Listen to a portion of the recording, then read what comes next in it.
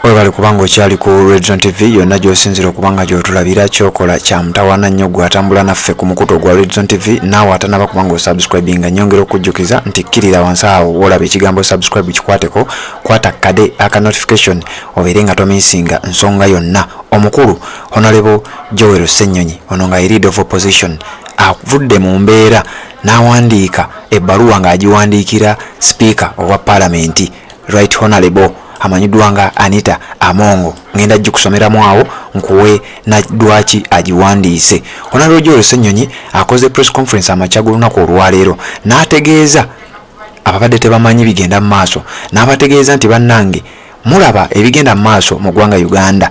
Ayogedde ku bali babaka ba Parliament abakwatiddwa olw'okulya enguzi.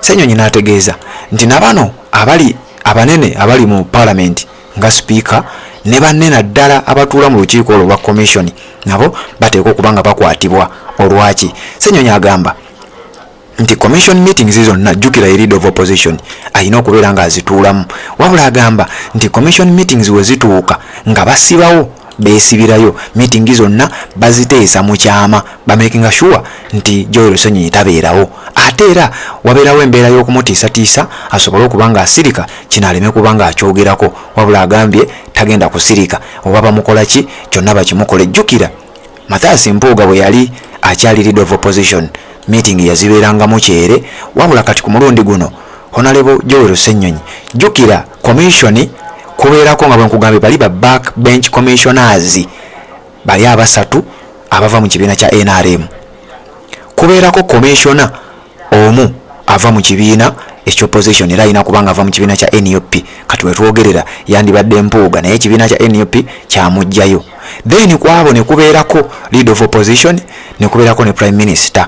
Kati mu biseera bya Mathias Mpuuga nga Leader of Opposition byebiri ebiseera we beewera ssente ng'olwo bamaze okufulumya Honorable Zaake Francis Butebi. Kati wuliriza ennaku zino ba commissioners batuula era jjukira Mpuuga y'omu ku abo ba commissioner kati abatuula tatuulayo nga Leader of Opposition, wabula ne Joel Ssenyonyi alina okubaayo nga Leader of Opposition. Kati bano kye bakola bwe bayingira mu meeting zaabwe nga basibawo era bazikola mu kyama nga bakakasa Honorable Joel Ssenyonyi tazibeeramu, tabeera mu ntuula zaabwe ensonga basobole okubeera nga bazeekwasaganyiza. Joel Ssenyonyi ngenda kubanga nkuwa akatambi wano obeere nga okawuliriza yonna gy'osinzira okubanga gy'otulabira gye njagala osinzire okubeera nga otegeera ebintu bino gwagoberera omukutu ogwa Region TV. Kakati Honorable Joel Ssenyonyi agamba bw'ati, agambye mu bigambo bye byenkootinze, I think they want to frustrate me so that I keep quiet, so they keep cutting their deals in the parliamentary commission.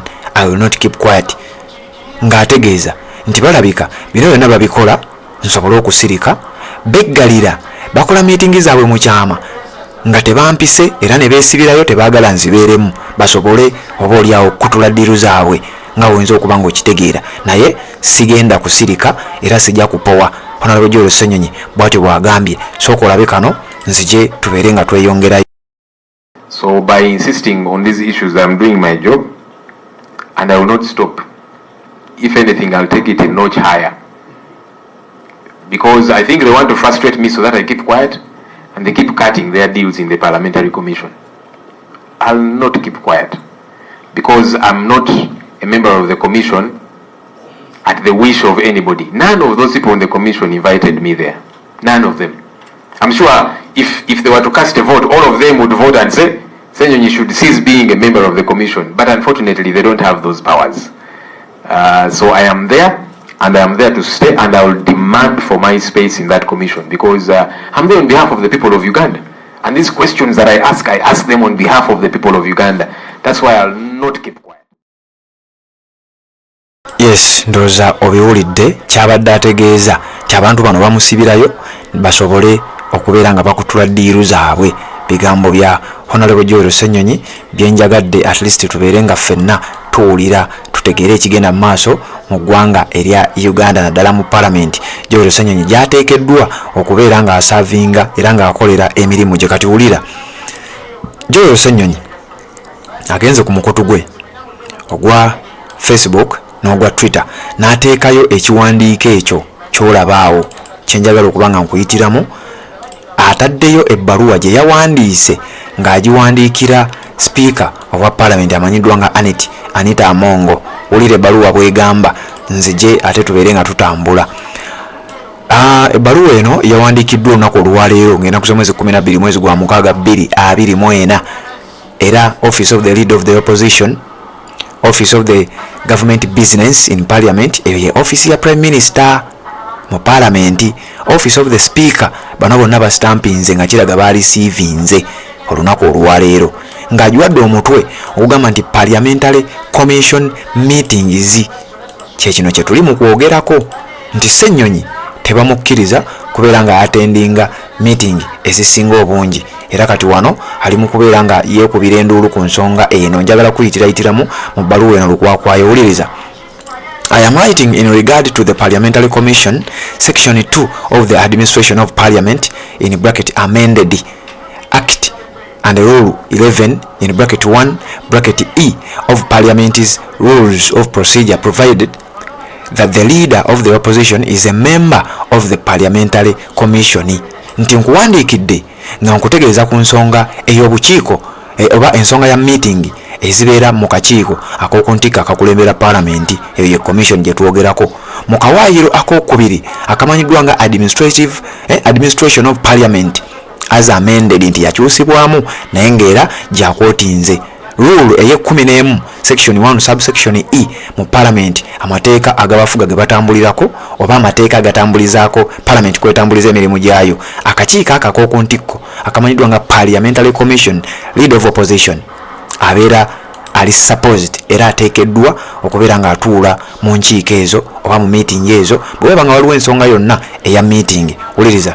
I am however bothered that ever since I became LOP in January 2024, I have not been invited to any commission meeting, yet I understand that the commission has met a few times quietly in your office. Ategeeza speaker nti neewuunya era njagala okutegeeza nti okuva bwe nafuuka Leader of Opposition mu January w'omwaka guno siitibwangako mu meeting yonna, naye ate nga nkimanyi meeting ez'enjawulo zituula era zitudde emirundi egiwerako mu office yo Madamu Speaker ez'ekyama.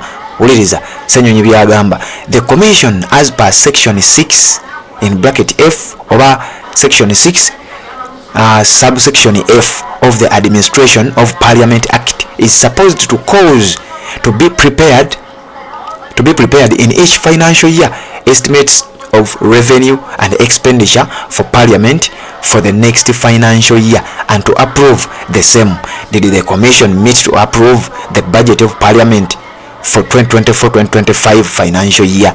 If so, why is it that I was never invited to be part of that and other meetings? Is there something that the Commission is hiding from some of its members like myself?